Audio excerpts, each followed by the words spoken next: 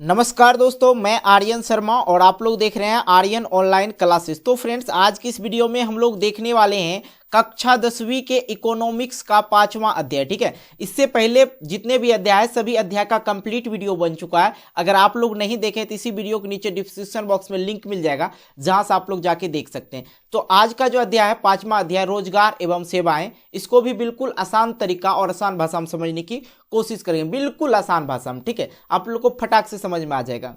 तो हालांकि हम लोग बात करने वाले हैं रोजगार एवं सेवाएं की वैसे प्रश्न जो आपके बोर्ड परीक्षा में आए। साथ में आपको ये भी बता रहे हैं कि इसमें जो भी प्रश्न होगा, चाहे वो लघु उत्तरीय प्रश्न हो या दीर्घ उत्तरीय प्रश्न हो, सभी प्रश्न को देखेंगे, आपको बताएंगे क्या आपके लिए कौन कौन से प्रश्न भी आए हैं, आपके बोर्ड परीक्षा में आ सकते हैं इस अध्याय से, ये भी हम आपको बताएंगे। ठीक है, बस आप लोग को क्या करना, वीडियो को शुरू से लेकर अंत तक देखना, सारा का सारा बात आप लोग को समझ में आ जाएगा।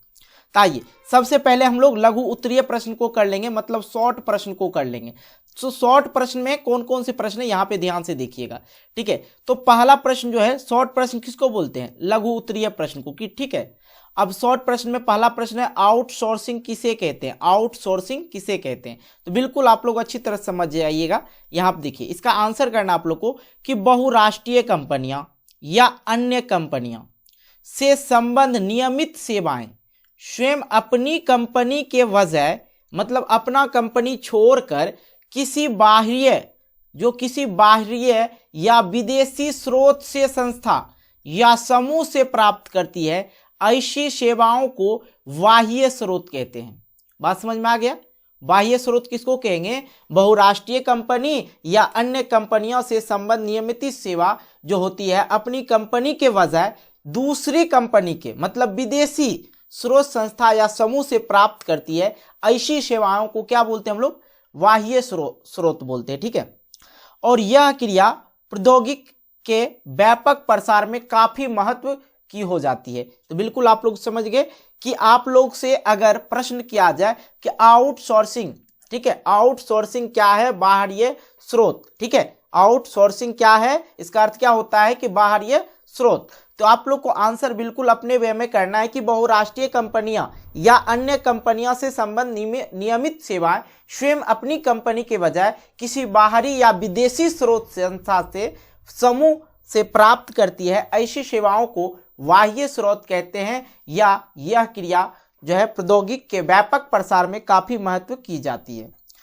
क्लियर हो गया, कहीं कोई दिक्कत नहीं। अब जो हमारा नेक्स्ट प्रश्न है वो देखिए। नेक्स्ट जो प्रश्न है यहाँ पे कह रहा है कि सूचना प्रौद्योगिकी, ठीक है, इंफॉर्मेशन टेक्नोलॉजी से जुड़े 5 सेवाएं क्षेत्र को बताएं। जो सूचना प्रौद्योगिकी मतलब इंफॉर्मेशन टेक्नोलॉजी से जुड़े 5 सेवाओं को बतलाएं। तो आप लोग यहाँ पे क्या आंसर करेंगे, देखिए पहला जो हो गया सूचना प्रौद्योगिकी से जुड़े 5 सेवाएं क्षेत्र निम्नलिखित है। पहला हो गया टेलीफोन, ठीक है, और फैक्स जो मेल वगैरह आता है, और ये इंटरनेट, मोबाइल फोन तथा टेलीविजन। ये जो है सूचना प्रौद्योगिकी से जुड़े 5 सेवा क्षेत्र निम्नलिखित है। ठीक है, टेलीफोन पे सूचना दिया जाता है, फैक्स करके सूचना दिया जाता है, इंटरनेट पे फोटो वगैरह देके बताया जाता है, और मोबाइल फोन से बताया जाता है ये। ठीक है, मोबाइल फोन और टेलीफोन तो है ही। ठीक है, टेलीफोन अक्सर जो है अभी बहुत कम इंसान रखते हैं टेलीफोन, ठीक है, लेकिन मोबाइल तो अभी सबके पास होता है। टेलीफोन अभी भी है, ऐसा नहीं कि खत्म हो गया है, तथा टेलीविजन। ठीक है, ये सारी चीज पे सूचना प्रौद्योगिकी से जुड़े 5 सेवा क्षेत्र हैं, ये सारी चीज। ठीक है, अब देखिए तीसरा नंबर जो प्रश्न है, सरकारी सेवा किसे कहते हैं। बिल्कुल आसान तरीका से आप लोग समझ जाइएगा। देखिए सरकारी सेवा किसे कहते हैं, देश या राज्य की सरकारों के अपने कार्यों के संपादन के लिए नागरिकों से सेवा खरीदनी पड़ती है, और इस प्रकार सरकार द्वारा कराए कार्य को सरकारी सेवा कहते हैं। और सरकारी सेवा अनेक सेवाएं हैं। सरकारी सेवा में क्या है, अनेक सेवाएं। जैसे पहला हो गया प्रशासनिक सेवा, सैन्य सेवा, रेल सेवा, वायुसेना सेवा, शिक्षा सेवा, अभियंत्रण सेवा, बस सेवा, स्वास्थ्य सेवा, वित्त सेवा, बैंकिंग सेवा, ये आदि जो है क्या है, सरकारी सेवा है। अब आप लोग को समझ में आ गया। देखिए क्वेश्चन क्या था आप लोग का कि सरकारी सेवा किसे कहते हैं। तो आप लोग को लिखना है कि देश या राज्य सरकारों के अपने कार्यों के संपादन के लिए नागरिकों से सेवा खरीदनी पड़ती है, इस प्रकार सरकार द्वारा कराए गए कार्य सरकारी सेवा कहते हैं। सिंपल सी बात है, ऐसा भी लिख सकते हैं। और सरकारी सेवा क्षेत्र में अनेक सेवाएं हैं। प्रशासनिक सेवा जो पुलिस वगैरह है, ठीक है, पुलिस दरोगा जो होते हैं, ये प्रशासनिक सेवा हो गया। और सैन्य सेवा, रेल सेवा, रेल तो सेवा आप लोग समझ ही जाते हैं। वायुसेना, वायुयान जिसे या वायुसेना भी बोल सकते हैं, वायुयान सेवा, ठीक है, हवाई जहाज वाला। शिक्षा सेवा, जो विद्यालय में आप लोग को शिक्षा दिया जाता है, सरकार के द्वारा भी दिया जाता है। अभियंत्रण सेवा, बस सेवा, जो बस भी होता है, सरकारी बस भी चलती है, आप लोग को पता होगा। स्वास्थ्य हॉस्पिटल वगैरह भी आप लोग को सरकारी मिल जाएगा। वित्त सेवा भी सरकारी मिल जाएगा और बैंकिंग सेवा भी सरकारी है। तो ये सारी सरकारी सेवाएं हैं। फिर आते हैं हम लोग चौथे प्रश्न की ओर, गैर सरकारी सेवा किसे कहते हैं? तो बिल्कुल आसान भाषा में आप लोग समझ सकते हैं, गैर सरकारी सेवा। देखिए शॉर्ट लिखना है, जितना प्रश्न को आप लोग समझे। अब कहते हैं कि आर्ट्स वाले में आप भर के पेज लिख दो, ऐसा कुछ नहीं, जितना सटीक में आप उनको समझा सको एग्जामिनर को, ठीक है। देखो, सरकारी सेवा से अलग सेवाएं आम नागरिकों द्वारा खरीदी जाती है, वे गैर सरकारी सेवा हो गए। क्या हो गए? गैर सरकारी सेवा। कृषि क्षेत्र में काम करना पूर्णतः गैर सरकारी सेवा है, ठीक है, गैर सरकारी सेवा है। इसी प्रकार निजी कल कारखानों में काम करना तथा स्वयं रोजगार चलाना इत्यादि, ये सब क्या है? गैर सरकारी सेवा है। जैसे बस हो गया, खुद का बस है तो प्राइवेट है, खुद का है, ठीक है, तो ये क्या हो गया आप लोग का? गैर सरकारी सेवा। ट्रक हो गया, टैक्सी हो गया, ये सारी चीजें, ठीक है। अब यहाँ पे यातायात सेवाएं, किसी डॉक्टर द्वारा निजी क्लिनिक चलाना, जो आप लोग मेडिकल स्टोर जाते हैं, वो सब जो है क्या है? प्राइवेट मेडिकल में जाते हैं। सरकारी मेडिकल भी आप लोग को मिलेगा, जो आप लोग को अस्पताल में मिलता है, तो वहाँ पे दवाई उपलब्ध नहीं होने के बाद आप लोग कहाँ आते हैं? मेडिकल स्टोर में दवाई लेने। तो वो क्या हो गया आप लोग का? गैर सरकारी सेवा। और ये सब गैर सरकारी सेवा में आते हैं। बिल्कुल आप लोग अच्छी तरह समझ गए। अब देखिए 5वां नंबर जो है, आधारभूत संरचना किसे कहते हैं?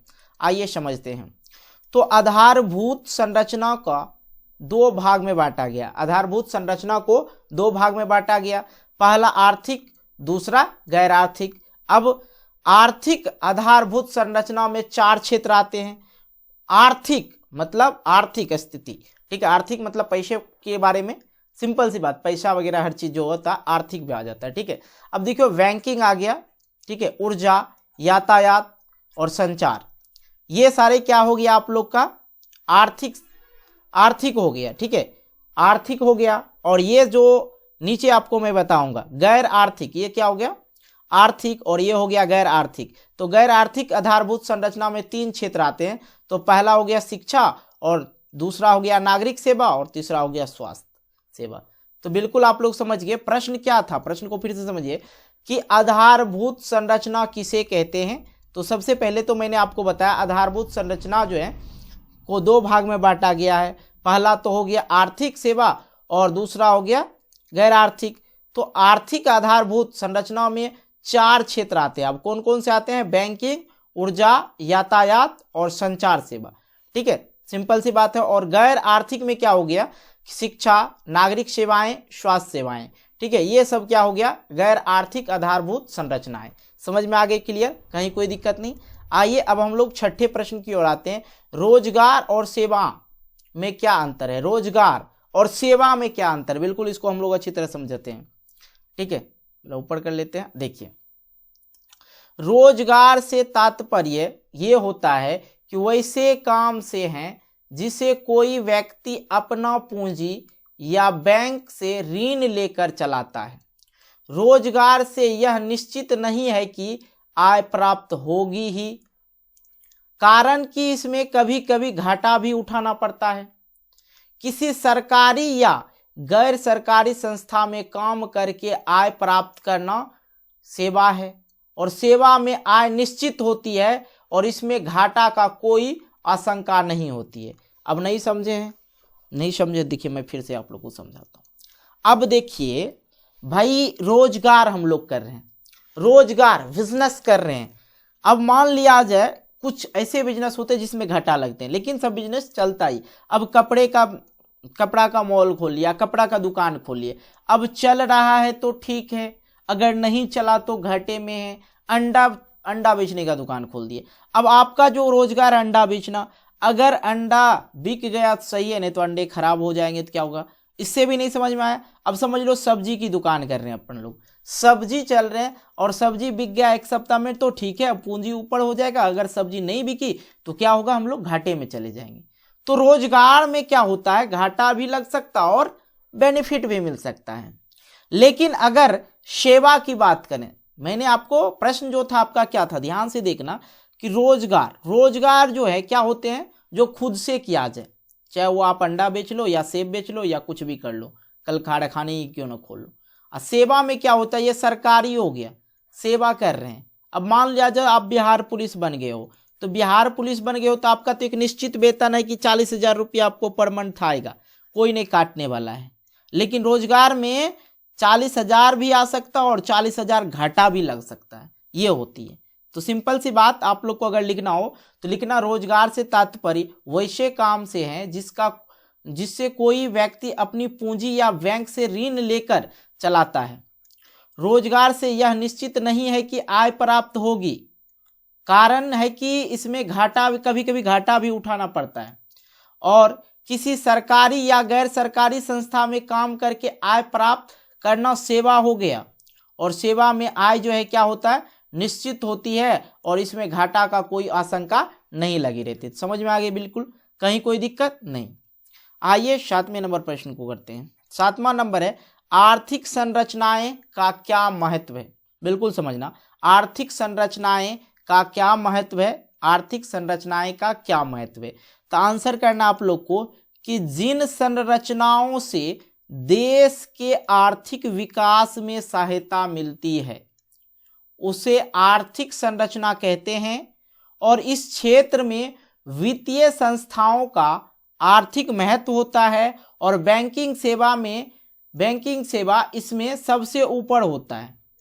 इसके अलावे राष्ट्रीय तथा राज्य स्तरीय वित्त निगम है और इन सब के केंद्र में आरबीआई का स्थान सर्वोपरि है। यह सभी वित्त संस्थाओं को पर नजर रखता है। तो समझ में आए आप लोग को 7वां नंबर प्रश्न आर्थिक संरचनाएं का क्या महत्व है। तो आप लोग को आंसर करना क्या है, ये फिर से देख लिया जाए एक बार कि लिखना है जिन संरचनाओं से देश के आर्थिक विकास में सहायता मिले और उसे आर्थिक संरचना कहते हैं। और इस क्षेत्र में वित्तीय संस्था का आर्थिक महत्व है, जैसे बैंकिंग सेवा हो गया, उसके ऊपर राष्ट्रीय तथा राज्य स्तरीय वित्त निगम हो गया और इन सब के केंद्र में आरबीआई का स्थान सर्वोपरि है और यह सभी वित्तीय संस्था पर नजर रखता है। समझ में आ गया। आइए अब हम लोग 8वें नंबर प्रश्न को देख लेते हैं और ये शॉर्ट प्रश्न खत्म होने वाला है, ठीक है। 13 मिनट में ये शॉर्ट प्रश्न आपको बता दिया। अब लॉन्ग प्रश्न भी बताएंगे, कहीं कोई दिक्कत नहीं है। लेकिन अगर वीडियो को लाइक नहीं किए हो तो यार वीडियो को लाइक करना, दोस्तों के साथ शेयर भी करना है, ठीक है। क्योंकि अगर आप लोग लाइक नहीं करते हो तो मुझे मोटिवेशन नहीं मिलता है। अगर आप लोग दबा के लाइक करोगे तो मुझे मोटिवेशन मिलेगा, मैं फटाफट वीडियो आप लोग के लिए लाऊंगा। इसलिए वीडियो को लाइक जरूर करना। साथ ही मैं बता दूं, अगर आप लोग इस चैनल पर नए हो, चैनल पहली बार आए हो, चैनल को क्या करना है, सब्सक्राइब कर लेना मेरे भाई, ठीक है। देखो 8वां नंबर है मंदी का असर भारत में क्यों पड़ा। तो आइए समझते हैं मंदी का असर भारत में क्यों पड़ा। 8वां नंबर है मंदी का असर भारत में बहुत ही कम पड़ा। इसका कारण है कि भारत का पूंजी बाजार काफी मजबूत स्थिति में है और यहाँ के इंजीनियर आज बाह्य स्रोत बने हुए हैं। विदेशों में इसकी सेवा का काफी मांग है। सूचना प्रौद्योगिकी में आज भारत बहुत ही आगे है। इन्हीं सब कारणों से भारत का आधारभूत ढांचा कमजोर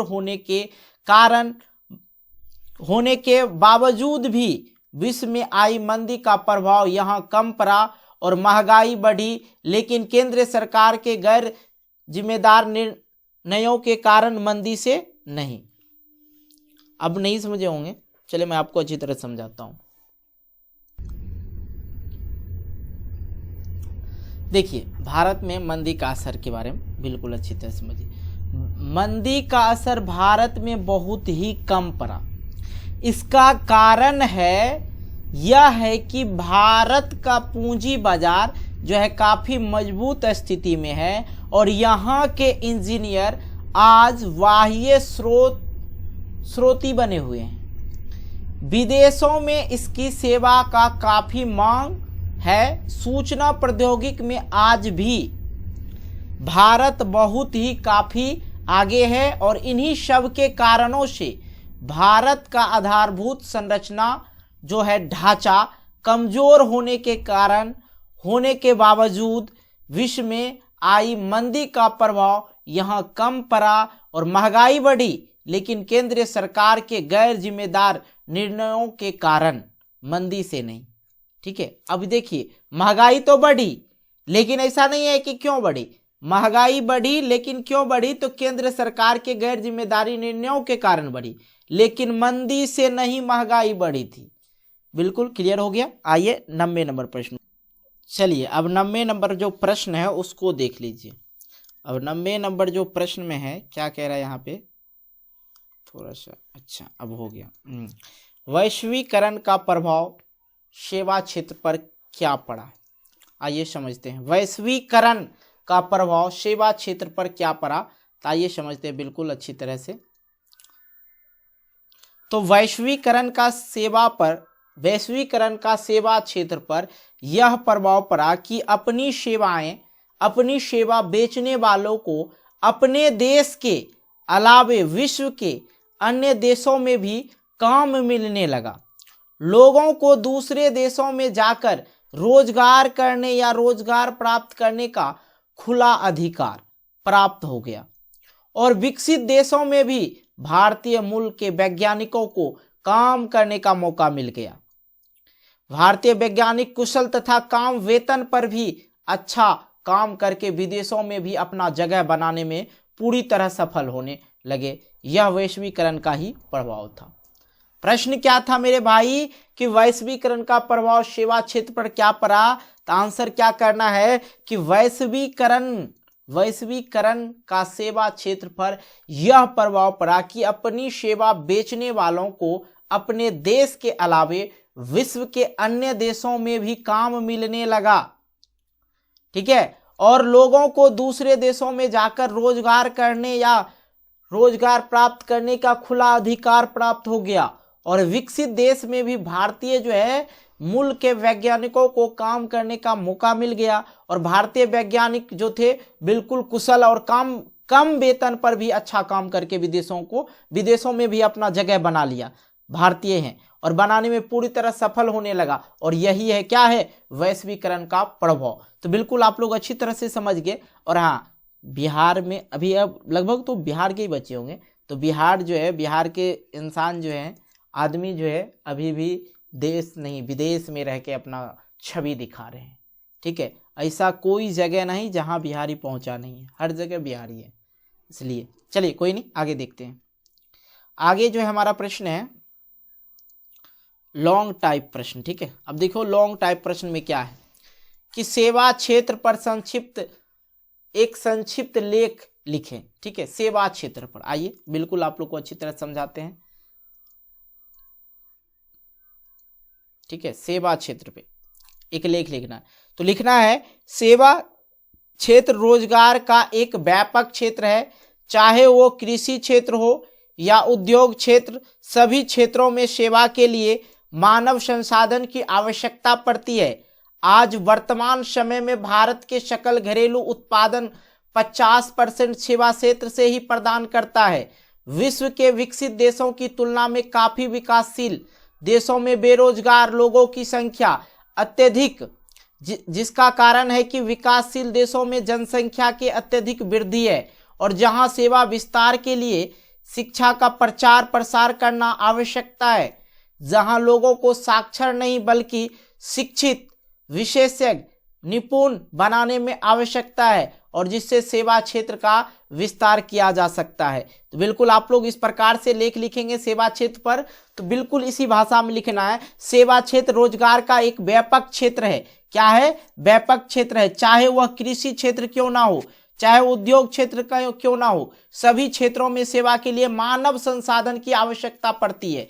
मानव संसाधनों की आवश्यकता पड़ती है। आज वर्तमान समय में भारत के सफल घरेलू में 50% सेवा क्षेत्र प्रदान करते हैं और विश्व के विकसित देशों की तुलना में विकासशील देशों में बेरोजगार लोगों की संख्या अधिक है, जिसके कारण है कि विकासशील देशों में जनसंख्या में अत्यधिक वृद्धि है, जहां सेवा विस्तार के लिए शिक्षा का प्रचार प्रसार करना आवश्यक है और जहां लोगों को साक्षर नहीं बल्कि शिक्षित, ठीक है, शिक्षित, विशेषज्ञ तथा निपुण बनाने की आवश्यकता, जिससे सेवा के क्षेत्रों में विस्तार किया जा सके। तो बिल्कुल आप लोग इस प्रकार से लेख लिखेंगे। आइए आप लोग को लेके चलते हैं दूसरे प्रश्न पे। विश्व के लिए भारत सेवा प्रदाता के रूप में किस तरह जाना जाता है, उदाहरण सहित लिखिए। विश्व के लिए भारत सेवा प्रदाता के रूप में किस तरह जाना जाता है, उदाहरण सहित लिखना है। तो बिल्कुल आइए हम लोग समझते हैं। तो लिखना आप लोग को दूसरा नंबर करके, भारत विश्व को एक अच्छा सेवा प्रदाता के रूप में विख्यात है। भारत विश्व के एक अच्छा सेवा प्रदाता के रूप में विख्यात है। भारत एक ऐसा देश है जहां अनेक प्राचीन धरोहर का एक श्रृंखला है जो पर्यटन स्थल के रूप में विख्यात है, जिसे देखने के लिए विश्व के अनेक देशों से पर्यटक होते हैं, विदेशी वगैरह जो देखने के लिए आते हैं, घूमने के लिए आते हैं, जिससे भारत के लोगों को इन विदेशी पर्यटकों से संवाद स्थापित करने में सुविधा होती है, जिससे इन विदेशी पर्यटकों को ठहरने के लिए जगह जगह पर होटल और मोटलों की भरमार है। आज उदारवादी एवं वैश्वीकरण की नीतियों के कारण पर्यटक जो घूमने आते हैं, होटलों में रहना, खाना, यहाँ भ्रमण करना आसान हो गया है। इन पर्यटकों को यहाँ सरकारी एवं गैर सरकारी संस्थाओं द्वारा अनेक प्रकार की सुविधाएं, सेवा उपलब्ध कराई जाती है। इस प्रकार हम देखते हैं कि भारत विश्व के सेवा प्रदाता के रूप में आज भी विख्यात है। बिल्कुल आप लोग इस तरह से प्रश्न को कर लेंगे, ठीक है। आइए तीसरे प्रश्न की ओर। सेवा क्षेत्र में सरकार प्रयास के रूप में, सेवा क्षेत्र में सरकारी प्रयास के रूप में क्या किए गए हैं, वर्णन करें। आइए समझते हैं। आंसर करना है, जब देश या राज्य की सेवाएं अपनी नागरिकों को काम के बदले मासिक वेतन देती है तो इसे सेवा क्षेत्र में सरकारी प्रयास कहते हैं। और सरकारी सेवा क्षेत्र व्यापक है जो निम्नलिखित है। बिल्कुल अच्छी तरह से आप लोग समझने की कोशिश करना मेरे भाई। देखो भाई, अब यहाँ पे क्या है, सेवा क्षेत्र, और सेवा क्या दे रहे हैं। अगर हम लोग अपने देश के लिए भी कुछ कर रहे हैं, प्रश्न देखिए, प्रश्न को पहले देखिए। प्रश्न जो है आपका ये, सेवा क्षेत्र में सरकार प्रयास कर रहे हैं, क्या कर रहे हैं, वर्णन करें। तो बिल्कुल आप लोग समझने की कोशिश करना। देखो कर क्या रहे हैं, जब देश या राज्य की सरकार अपनी नागरिकों को काम के बदले अगर उसका काम करते हैं, चाहे वो कोई भी विभाग में जॉब दे रहे हैं आपको, ठीक है, उसके बदले आपको मासिक वेतन देती है, इसे कहते हैं सेवा क्षेत्र, ठीक है। और सरकार यही प्रयास करते हैं कि हर नागरिक को कुछ ना कुछ सरकारी सेवा मिल सके, ठीक है, ये प्रयास करते हैं। और निम्नलिखित है क्या क्या। प्रशासनिक सेवा, सरकार के वास्तविक संचालक ये प्रशासनिक सेवा में संबंध अधिकारी होते हैं और इन्हीं के सलाह पर मंत्रीगण अपनी नीति बनाते हैं। दूसरा हो गया सैन्य सेवा, और सैन्य सेवा को 3 भागों में रखा गया है, स्थल सेना, जल सेना और वायु सेना। इन्हीं सेवा के अंतर्गत अधिक से अधिक संख्या में लोगों को नौकरी प्राप्त होती है और सैन्य सेवा देश को सुरक्षा की दृष्टि से अत्यंत महत्वपूर्ण है, ठीक है। थल सेना, जल सेना और वायु सेना, तीनों सेना किस में आता है, सैन्य सेवा में आते हैं। और सैन्य सेवा में अत्यधिक जॉब वगैरह देते रहते हैं, एक निकला दूसरा को जॉब, ठीक है, इस तरह से जॉब चलते रहता है पर मंथ, पर ईयर, लगभग पर ईयर, महीने, पर साल में, मतलब 1 साल में 2 बार तो वैकेंसी आती ही आती है। और ये बातें हम बाद में शेयर करेंगे, बट आइए चल समझ लेते हैं। शिक्षा सेवा, शिक्षा सेवा से ही हर प्रकार के क्षेत्रों के विशेषज्ञ बनते हैं और यह अपना सेवा प्रदान करते हैं, जैसे डॉक्टर, इंजीनियरिंग, प्रशासनिक क्षेत्र आदि। अब आते हैं स्वास्थ्य सेवा। सेवा के क्षेत्र में आज स्वास्थ्य सेवा भी अत्यंत महत्वपूर्ण हो गया है। जो गांव में प्राथमिक चिकित्सा केंद्र, ब्लॉक स्तर पर रेफरल अस्पताल, जिला स्तर पर जिला अस्पताल तथा राज्य स्तर पर भी अनेकों प्रकार के अस्पताल की स्थापना की गई है, जिसे यहाँ के नागरिकों को स्वास्थ्य सेवा में आसानी से उपलब्ध कराए जा सके। ठीक है, उपयुक्त के अलावे भी अनेक प्रकार की सेवा है, जैसे अभियंत्र सेवा, बैंकिंग सेवा, संचार सेवा, यातायात सेवा। ठीक है, ये सारी चीज समझ में आ गई। आइए 4 नंबर जो है, गैर सरकारी संस्था किस प्रकार सेवा क्षेत्र के विकास को सहयोग करते हैं, उदाहरण देकर लिखें। गैर सरकारी संस्था जो है किस प्रकार सेवा क्षेत्र विकास का सहयोग करते हैं, उदाहरण करके बताना है। ठीक है, तो आइए समझते हैं। गैर सरकारी सेवा संस्थाएं भी अनेक प्रकार के सेवाएं प्रदान करके विकास में सहयोग करते हैं। ठीक है, और सेवाएं जो है कौन कौन से, उसे निम्नलिखित है। अब पहला हो गया दूरसंचार सेवा। दूरसंचार सेवा में सरकारी विभाग तो कम काम करता ही है, लेकिन इस क्षेत्र में गैर सरकारी संस्था भी आ जाने से दूरसंचार बहुत ही सस्ता हो गया है। बिल्कुल समझेंगे, जैसे आपका BSNL हो गया, MTNL हो गया, इसके अलावा वोडा एयरटेल का सिम वगैरह सब क्या है, दूरसंचार ही हो गया। और अभी तो आप लोग देख रहे हैं जियो, मैंने यहाँ पे नहीं लिखा जियो, आप लोग लिख सकते हैं जियो। ठीक है, लेकिन BSNL MTN के अलावे अभी जो है गैर सरकारी वो कौन सा है, BSNL सरकारी आ जाते हैं, लेकिन जो गैर सरकारी है आपका वोडा, एयरटेल, आइडिया, जियो, ये वगैरह सब। ठीक है, अब यातायात सेवा देख लीजिए। यातायात सेवा में जो सरकार के अधिकारी जो होते हैं, अधिकार ही प्राप्त या, लेकिन गैर सरकारी संस्थाएं भी इस क्षेत्र में आने के कारण विकास की गति तेजी से हो रही। अब जैसे देख लो यहाँ पे बस, टैक्सी, नौकायान। अब देखो सरकारी सेवा में बस तो होती है, लेकिन बहुत कम बस चलती है। ठीक है, सरकारी सेवा में बस तो चल रही है, लेकिन अगर आप लोग सोच लें अगर दूसरा गैर सरकारी ना चले तो क्या होगा। अब मान लो स्पीड में हमें जाना है, मुझे करके भाड़ा जाना है, तो सरकारी सेवा थोड़े ना आप पूरा रिजर्व कर सकते हैं, पूरा तरह से रिजर्व नहीं होता है। ठीक है, अब देखो यहाँ पे रेल हो गया, रेल आपका सरकारी सेवा हो गया, अस्पताल हो गया सरकारी सेवा। उसके साथ साथ अगर आप ये बताएं कि सिर्फ सरकारी पे आधारित रहेगा तो जिंदगी गुजरना मुश्किल हो जाएगा। इसलिए गैर सरकारी भी बहुत ही सहायता करता है यातायात सेवा में। अगर बस खुलने का टाइम होता है सरकारी बस का 10 बजे खुलेगा तो 10 बजे ही खुलेगा। अगर आप लोग ये चीज समझ रहे हैं, ठीक है, बिल्कुल अच्छी तरह समझना मेरे भाई। देखो अगर बस का टाइम हो जाए 10 बजे तो वो 10 बजे ही खुलेगी, क्योंकि वो सरकारी है। अगर आप लोग प्राइवेट से यात्रा करना चाहते हो तो फटाक से उसका टाइम पूर्ता और वो खुल जाती है। ठीक है, अब यहाँ पे तीसरा जो है स्वास्थ्य सेवा। स्वास्थ्य सेवा में सरकार तो लगी ही है, लेकिन इस क्षेत्र में गैर सरकारी लोगों को आने से यह सेवा आसानी से सभी जगह उपलब्ध हो गया है, जैसे सरकारी अस्पताल, निजी अस्पताल, नर्सिंग होम। ठीक है, उसके बाद आ जाता है स्वरोजगार सेवा। अब सरकार तो लोगों को सेवाएं खरीदती ही है, लेकिन देशों में उससे अधिक स्वरोजगारियों की भी संख्या है। ठीक है, स्वरोजगारी, ठीक है, स्वरोजगारी की भी संख्या है। और स्वरोजगारियों में छोटे दुकानदार से लेकर टाटा, अंबानी जैसे उद्योगपति भी आते हैं, और ये स्वयं तो आय प्राप्त करते ही हैं, लेकिन देश के बहुत बेरोजगारों को नौकरी भी प्रदान करती हैं। टाटा, अंबानी के यहाँ बहुत सारे इंसान काम करते हैं। ठीक है, समझ में आ गई।